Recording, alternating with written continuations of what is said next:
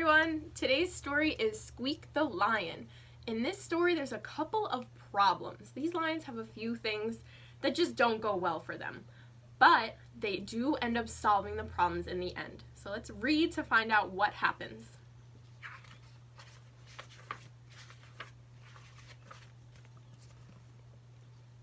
Little Squeak was the youngest lion cub in the pride. All other lions loved Squeak. He's so cute and cuddly, they said. Isn't he funny, they said. But Squeak didn't want to be cute or funny. Squeak wanted to be just like his older brothers, Bruno and Leo. Bruno was brave and strong.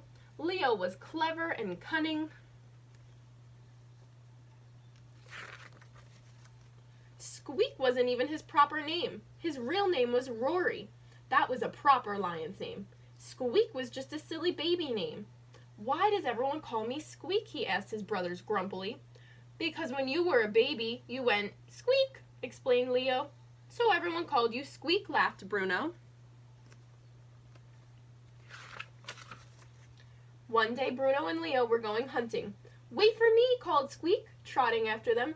Squeak hurried to catch up, but soon his little legs were feeling tired. He stopped for a rest and watched as Bruno and Leo disappeared into the tall grass. When he finally caught up with them, Bruno and Leo were crouched over a nest of tasty-looking eggs, and suddenly there was a hiss.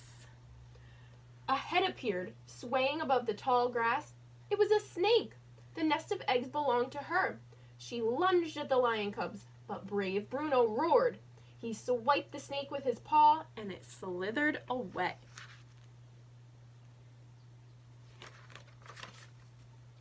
"Wow, Bruno, that was brave," said Leo as the lion cubs made their way home. "Did you see how Bruno swiped that sneaky snake?" said Squeak. Just at that moment, Squeak spotted a lizard crossing the path. He swiped the lizard with his paw, just like Bruno, but the lizard quickly flicked out its tongue, smacking Squeak on the nose. Squeak was so surprised he jumped. The angry lizard continued on its way. Bruno and Leo laughed. "You're so funny, Squeak," they roared.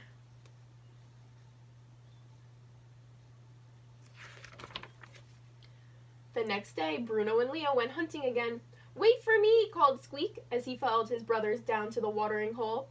It was very muddy along the bank, and Squeak's paws kept sinking into the mud, and it slowed him down. "I'll never catch up," he sighed as he watched his brothers walking ahead. Then Bruno and Leo stopped.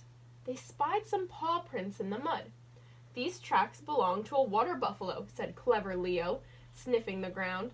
"Let's follow it and sneak up on it from behind," said brave Bruno as he looked along the muddy trail.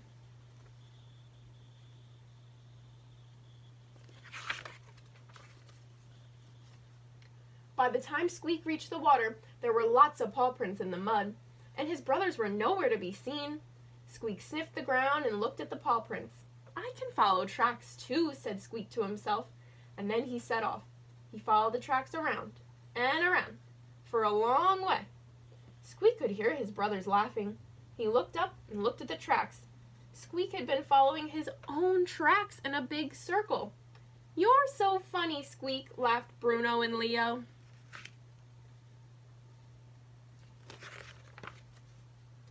The following day, Bruno and Leo were going hunting again. "Wait for me," called Squeak. But this time his brothers didn't want Squeak to come. "Not this time, Squeak," said Bruno. "You're going to slow us down." "We're getting into trouble," said Leo. But Squeak wasn't going to miss a hunting trip. He followed his brothers a little way behind. Bruno and Leo soon disappeared down a trail through some trees. They followed the trail until they found a good place to set up a trap. Clever Leo piled up some berries under a tree where a hungry squirrel would find them. Brave Bruno climbed up the tree and crept along a branch, ready to pounce.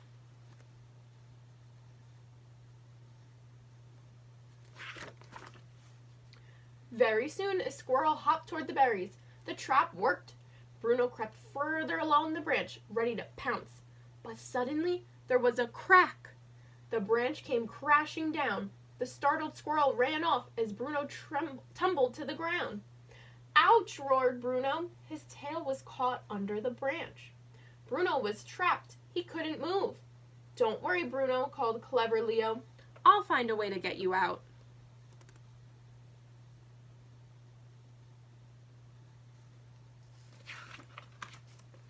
Squeak had just caught up with his brothers and was watching from behind a tree. "Oh no, my tail," Bruno moaned. "Hurry up, help me out."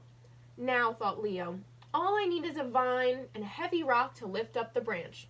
But Leo didn't finish because a loud noise interrupted him. It was the sound of an elephant. "Oh no," groaned Bruno. "We're on an elephant trail, and the elephants are heading this way," gasped Leo.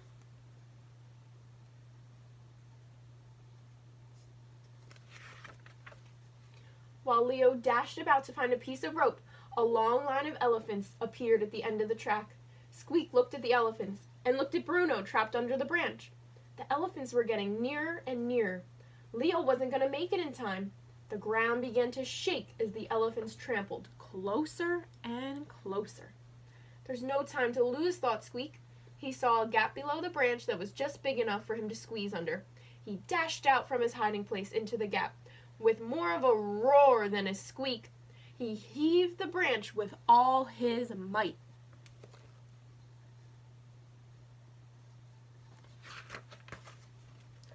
The branch lifted just enough for Bruno to pull his tail out. Then Squeak pulled the branch away. The elephants were almost on top of them. Bruno, Squeak, and Leo leapt into the trees just as the elephants came thundering by. "Wow, Squeak, that was brave," said Bruno. "That was really clever, Squeak," said Leo.